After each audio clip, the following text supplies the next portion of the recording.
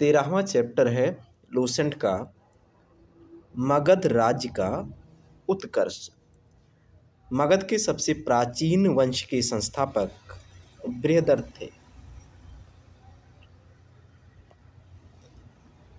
इसकी राजधानी गिरिब्रज या राजगृह थी। जरासंध बृहदर्थ का पुत्र था।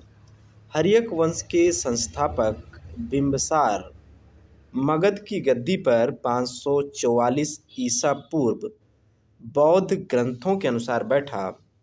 वो बौद्ध धर्म का अनुयायी था। ये प्रथम भारतीय राजा था जिसने प्रशासनिक व्यवस्था पर बल दिया। बिंबिसार ने ब्रह्मदत्त को हराकर अंग राज्य को मगध में मिला लिया।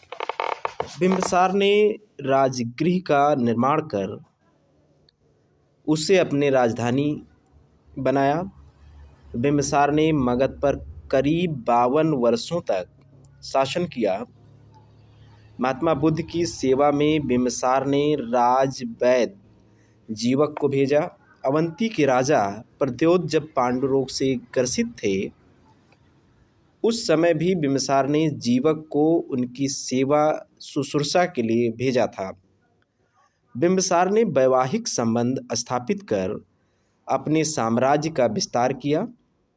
इसने कौशल नरेश प्रसेनजित की बहन महाकोशला से वैशाली की चेटक की पुत्री चलन्ना से तथा मध्य देश आधुनिक पंजाब की राजकुमारी क्षेमा से शादी की। बिंबिसार की हत्या उसके पुत्र अजातशत्रु ने कर दी और वो 493 ईसा पूर्व में मगध की गद्दी पर बैठा। अजातशत्रु का उपनाम कुणिक था। वो प्रारंभ में जैन धर्म का अनुयायी था। अजातशत्रु ने 32 वर्षों तक मगध पर शासन किया। अजातशत्रु सुयोग मंत्री का नाम वर्षकार था। इसी की सहायता से अजातशत्रु ने वैशाली पर विजय प्राप्त की। 461 ईसा पूर्व में अपने पिता की हत्या कर उदयन मगध की गद्दी पर बैठा। उदयन ने पाटली ग्राम की स्थापना की। वो जैन धर्म का अनुयायी था। हर्यक वंश का अंतिम राजा उदयन का पुत्र नागदशक था। नागदशक को उसके अमात्य शिशुनाग ने 412 ईसा पूर्व में अपदस्थ करके मगध पर शिशुनाग वंश की स्थापना की।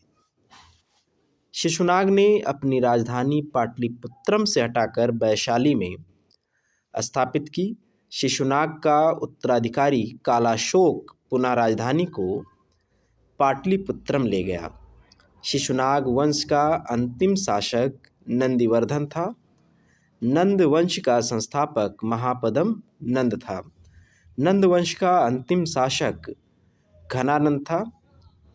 यह सिकंदर का समकालीन था। इसे चंद्रगुप्त मौर्य ने युद्ध में पराजित किया और मगध पर एक नए राजवंश यानी मौर्य वंश की स्थापना की।